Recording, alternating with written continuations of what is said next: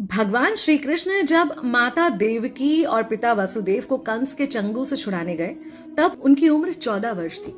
उनकी माता ने उनसे पूछा कि बेटा तुम तो भगवान हो, तो तुम हमें पहले ही कंस के चंगुल से छुड़ा सकते थे, इतनी देर क्यों कर दी?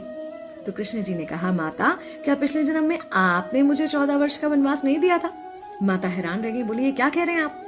तब कृष्ण जी ने बताया कि पिछले जन्म में मैं राम था और आप थी माता कैकेयी, और आप ही ने मुझे 14 वर्ष का वनवास दिया था, और कर्म फल से कोई नहीं बच सकता माता, इसलिए आपको 14 साल का ये दुख सहना पड़ा।